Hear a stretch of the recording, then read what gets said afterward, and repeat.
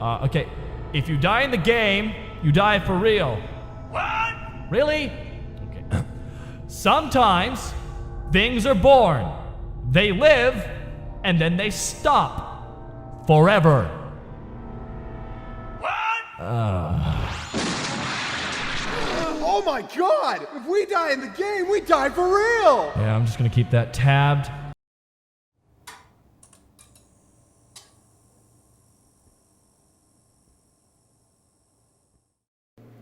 So Help Wanted, Praise the Lord, actually has a pretty straightforward plot by FNAF terms.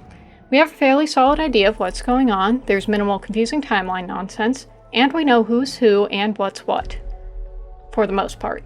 There's still a bit of uncertainty over certain aspects, such as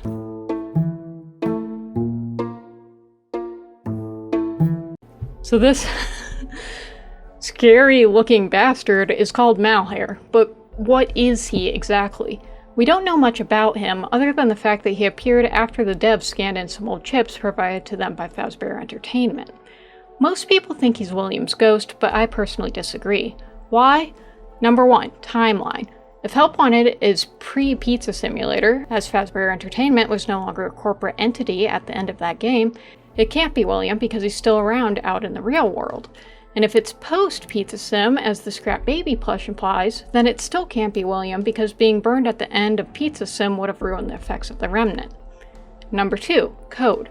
Tape Girl mentioned several times that the tapes contain code that she can see and manipulate, namely here. It was just junk. Circuit boards and things like that. Looked pretty old. Somehow, though, there was usable code on some of it. It seemed to take hold by itself.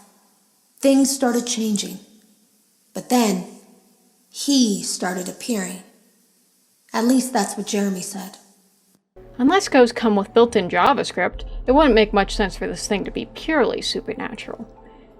And number 3, possession. Not only is it implied that Malhare has possessed people before, see section 2, but it's also implied that Tape Girl is concerned about it getting distributed because it will affect many people, which doesn't really make sense if it's just William's ghost, as he can only possess one person.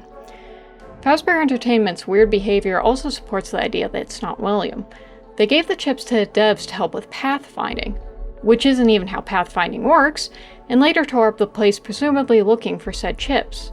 It's weird if the chips just happened to be haunted, but less so if Faz Entertainment knew that there was code on them, but didn't realize who wrote the code. Therefore, the most logical conclusion that we can reach here is that Malhare is an AI created by William, so he could technically live on if he actually ever died. He wrote the code onto those chips and Fazbear Entertainment sent them over, only to realize too late that the code was malicious, hence them tearing up the place. Their in-game dialogue acknowledges Malhare, so they have to know about him. One of the previous development teams made a hilarious mistake, one that may or may not have resulted in an undesirable anomaly entering the game's code.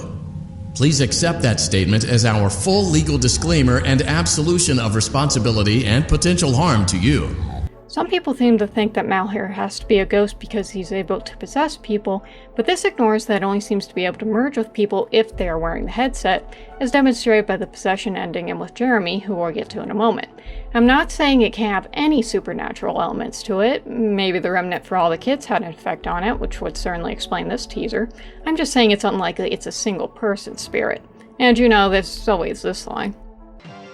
You acknowledge that Fazbear Entertainment is not responsible for accidental digital consciousness transference, real-world manifestations of digital characters, nightmares, night terrors, night sweats.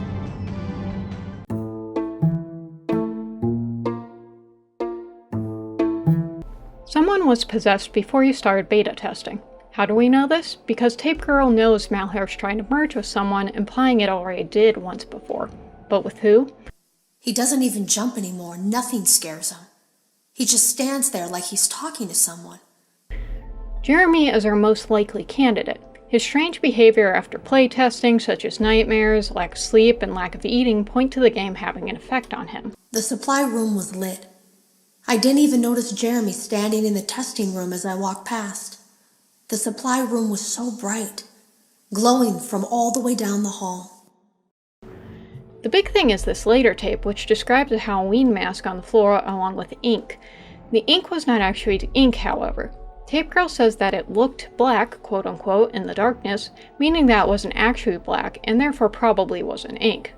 We also have a tape mentioning a guillotine cutter, with Tape Girl mentioning that Jeremy knew where it was. Jeremy used to do design work.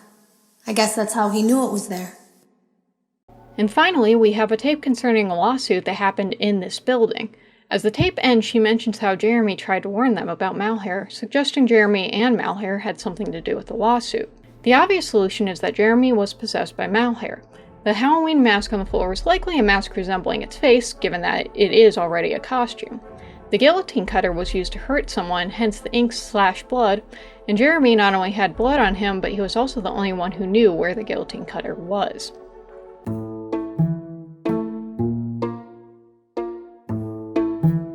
So Tape Girl knows the AI wants to merge with people due to what happened with Jeremy. Some argue that she should have tried to get rid of it herself, but this ignores the fact that Malhare didn't appear for her in the last few days of testing, and thus never tried to merge with her. She did, however, set up a system to combat it. Press the button when it starts to merge with you, and the game will reset and delete it. That will cause a hard restart of the game and flush the memory, effectively killing it. I hope. I don't know when it will come for you. However, if you do this in the game, you get a sequence of Malhare behind a locked door fall back. Oh my god. So most people interpret this as Malhare walking you into the game, but that doesn't make much sense. Number 1, lock is on the outside of the door, so how is Malhare supposed to lock it? Number 2, why on earth is he shushing you? Like, what is he telling you to be quiet about? The fact that you're locked into a game? I think someone's going to notice if you never take the headset off.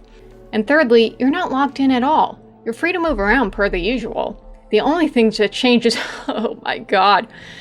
Rather, I think it's more likely that Malhare is locking himself into the game as the plushie. You see, Tape Girl states that we're setting the game where we flush the memory of the game.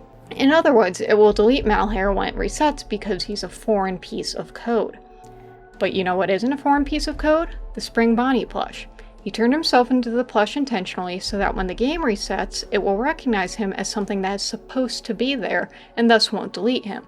This is why he shushes you in that cutscene. He's telling you not to tell anyone where he's hiding. You know, like I just did. Right now.